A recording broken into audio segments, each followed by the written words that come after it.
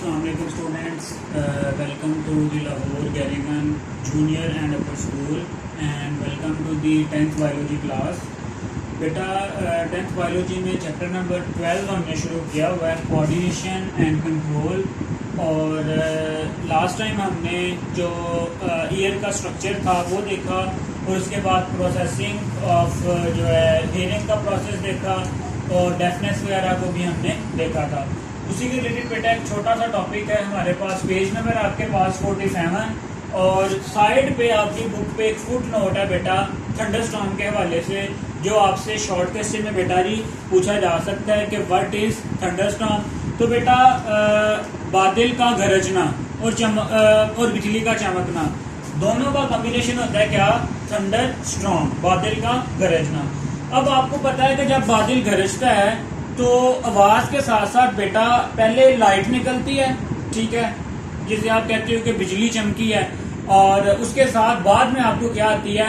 आवाज आती है। तो जो आपके पास थंडरस्टॉर्म है बेसिकली इसमें दो चीजें होती हैं, is characterised by the presence of lightning and the thunder. दो चीजें बेटा इसमें, पहली है लाइटनिंग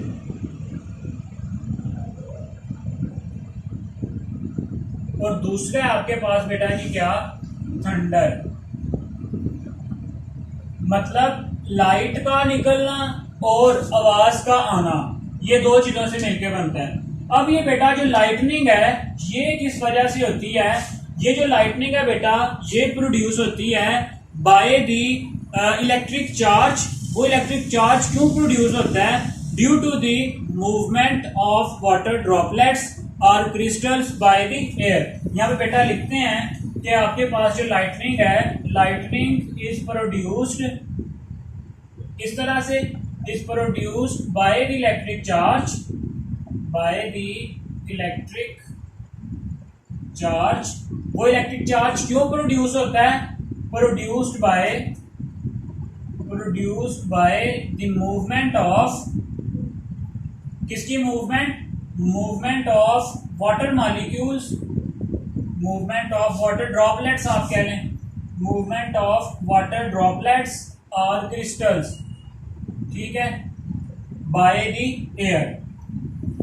बाय द एयर मतलब कि जब वाटर ड्रॉपलेट्स जो हैं, पानी के जो कतरात हैं, वो हवा के साथ साथ मूव करते हैं बेटा, तो क्या प्रोड्यूस होता है? उनकी मूवमेंट की वजह से एक इलेक्ट्रिक चार्ज प्रोड्यूस होता है। तो उसकी मूवमेंट की वजह से एक इलेक्ट्रिक चार्ज प्रोड्यूस होता है और यही जो इलेक्ट्रिक चार्ज है ये किसका बायस बनता है? लाइटनिंग का बायस बनता है। चलें, क्लियर हो गया। पहली बात, थंडरस्टॉर्म में दो चीजें आपके पास, लाइटनिंग एंड थंडर। लाइटनिंग क्या है? बिजली का चमकना। थंडर क्या है? वो बादल का गरजना, मीन्स उसकी आवाज आना। अब बेटा क्या होता है कि जैसे ही ये लाइटनिंग होती है तो लाइटनिंग की वजह से क्या होता है आपके पास? Sudden increase in temperature and pressure. Lightning की वजह से जो इन्वायरमेंट का या हवा का प्रेशर और टेम्परेचर है वो क्या हो जाता है? इंक्रीज। तो यहां पे हम लिखते हैं कि सडन इंक्रीज इन किस में बेटा जी? टेम्परेचर और दूसरा टेम्परेचर एंड प्रेशर, ठीक है। लाइटनिंग की वजह से क्या होता है? Sudden increase in temperature and pressure, और इसकी वजह से जब अचानक से टेम्परेचर और प्रेशर इंक्रीज होता है तो इसका रिजल्ट क्या निकलता है बेटा? Rapid expansion of air. Rapid expansion का मतलब होता है फैलना। रैपिड एक्सपेंशन ऑफ एयर, और यही जो एक्सपेंशन ऑफ एयर है इसी वजह से आपके पास क्या प्रोड्यूस होता है? साउंड प्रोड्यूस होती है, ठीक है, और उसको हम क्या कहते हैं? थंडर। क्या कहते हैं बेटा जी? थंडर। सिंपल सा मैकेनिज्म है, दो चीजें हैं, लाइटनिंग एंड थंडर। लाइटनिंग हमने देख लिया। थंडर कैसे प्रोड्यूस होता है कि जैसे ही लाइटनिंग प्रोड्यूस हुई, लाइटनिंग की वजह से अचानक जो टेम्परेचर है और प्रेशर है वो क्या हो जाएगा? इंक्रीज हो जाएगा। जैसे ही वो प्रेशर इंक्रीज होगा तो आपके पास एयर की एक्सपेंशन होगी। जब एयर की एक्सपेंशन होगी तो एयर की एक्सपेंशन की वजह से साउंड प्रोड्यूस होगी जिसको हम कहते हैं थंडर। क्लियर हो गया? चलें, अब बेटा लास्ट पे एक लाइन लिखी हुई है कि आपके पास जो पहले आपको लाइट नजर आती है, ठीक है, लाइट पहले आपको जो है दिखाई दे जाती है और जो साउंड है वो बाद में आता है, साउंड जो है लेटर। मतलब अगर कभी आपने देखा हो बादल को गरजते हुए तो पहले जो लाइट है वो चमकती हुई आपको नजर आती है, ठीक है, लाइटनिंग जिसे हम कहते हैं, और उसके बिल्कुल नैनो सेकंड्स के बाद जो है वो क्या होता है, आवाज आती है। तो मीन्स पहले लाइट आएगी, लाइट नजर आएगी और उसके बाद क्या आएगी, आवाज आएगी। इसकी क्या रीजन है, इसकी ये रीजन है बेटा कि जो स्पीड ऑफ लाइट है वो ज्यादा है as compare to the speed of sound. जाहिर बात है जब लाइट की स्पीड ज्यादा है तो वो जल्दी पहुंच जाएगी जमीन तक, जबकि आवाज की स्पीड कम है तो वो हमें बाद में सुनाई देगी। तो ये बेटा एक छोटा सा टॉपिक था जो रिलेटेड था हमारे लास्ट लेक्चर के। अब हम जो है नया टॉपिक शुरू करने जा रहे हैं जो कि बहुत इंटरेस्टिंग भी है और बेटा बहुत इंपॉर्टेंट भी है। आप कह सकते हो कि चैप्टर का मोस्ट इंपॉर्टेंट पार्ट है। नेक्स्ट पार्ट है आपके पास एंडोक्राइन ग्लैंड्स, पेज नंबर 47 है आपके पास, और जो टॉपिक है आपके पास वो है एंडोक्राइन सिस्टम। एंडोक्राइन सिस्टम बेटा जब हमने चैप्टर शुरू किया था कोऑर्डिनेशन एंड कंट्रोल, ये वाला चैप्टर, तो तब मैंने आपको बताया था कि हमारी बॉडी में दो तरह के सिस्टम्स हैं जो कम्युनिकेशन में अपना रोल प्ले करते हैं। अब तक जो हम डिस्कस कर रहे थे वो था नर्वस कोऑर्डिनेशन, जिसमें जो न्यूरॉन्स या नर्व इंपल्स वगैरह इन्वॉल्व थे। लेकिन जो नेक्स्ट पार्ट है आपका बेटा जी, जो अब से थ्रू आउट द चैप्टर चलेगा, वो है endocrine system.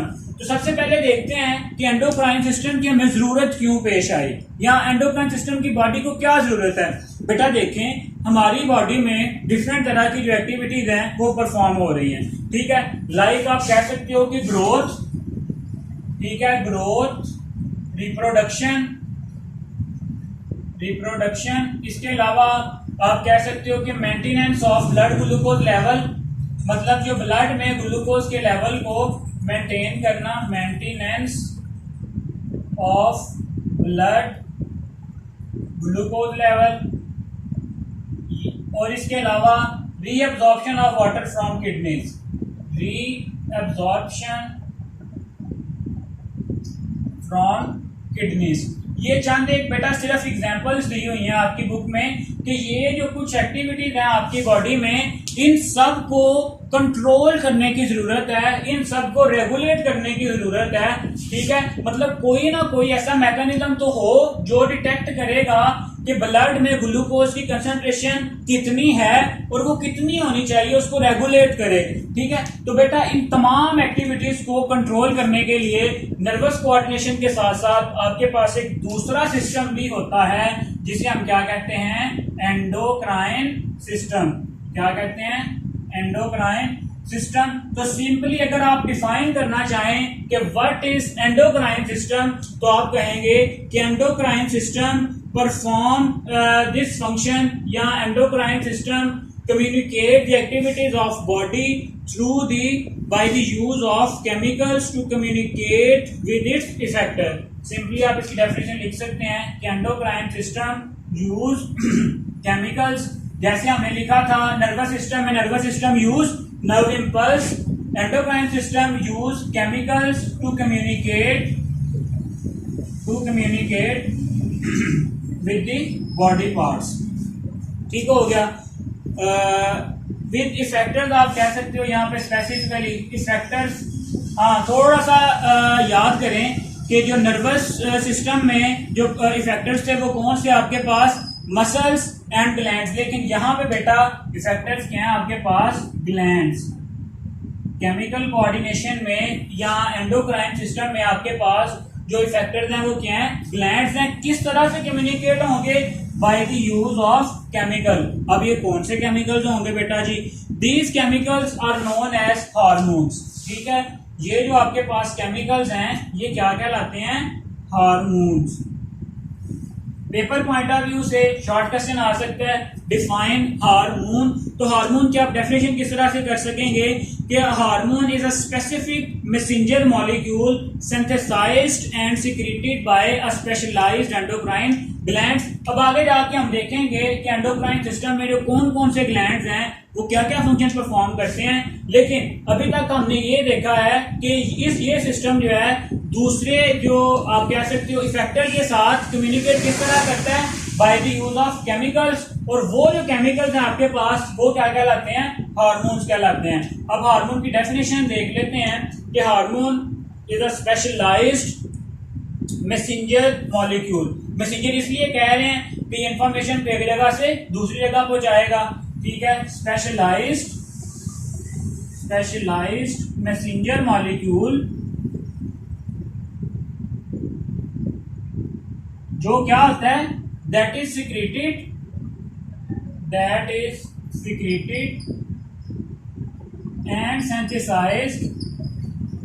and synthesized by a specific endocrine gland, ठीक है। मीन्स के किसकी कंपोजिशन भी अलग, जितने भी हार्मोन्स हैं बेटा वो अलग अलग तरह की उनकी कंपोजिशन होगी, उनका स्ट्रक्चर जो है मे बी वो डिफर हो, ठीक है। तो हार्मोन सिंपली क्या है, स्पेशलाइज्ड मैसेंजर मॉलिक्यूल। रटा नहीं लगाना बेटा, सिंपल सी डेफिनेशन है।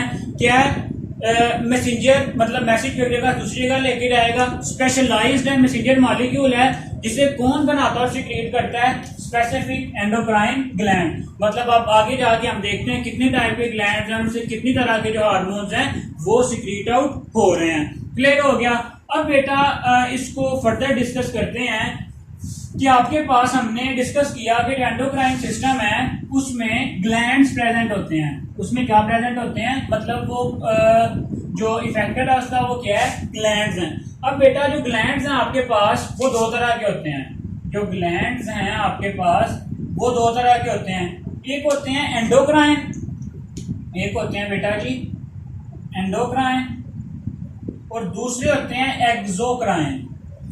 पेपर में शॉर्ट क्वेश्चन के हवाले से या कॉन्सेप्ट के हवाले से आपको पता होना चाहिए कि जो एंडोक्राइन ग्लैंड्स हैं और जो एक्सोक्राइन ग्लैंड्स हैं उनमें डिफरेंस क्या है। तो बेटा आपके पास ऐसे ग्लैंड्स, बॉडी के ऐसे ग्लैंड्स जिनमें डक्ट्स ना हो, डक्टलेस जो ग्लैंड है वो कहलाते हैं एंडोक्राइन, और जो डक्ट्स वाले ग्लैंड हैं वो क्या कहलाते हैं आपके पास, एक्सोक्राइन। समझने के लिए सिर्फ आप देखें, फॉर एग्जांपल बेटा ये हमारे पास कोई ग्लैंड है, ठीक है, और ये आपके पास क्या है, ब्लड स्ट्रीम है, ठीक है, मतलब जो आपकी कह सकते हो आर्टरीज या वेन्स है।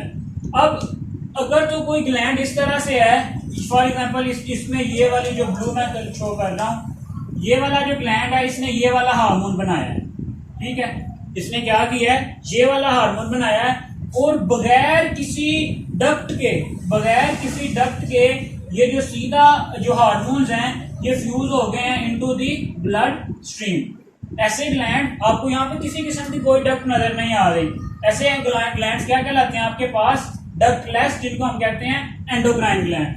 दूसरी तरफ बेटा अगर देखें कि यही हमारे पास एक ग्लैंड है, ठीक है, और ये वाला जो ग्लैंड है इसमें ये जो रेड कलर के जो हार्मोन्स हैं ये प्रोड्यूस हो रहे हैं फॉर एग्जांपल, ठीक है।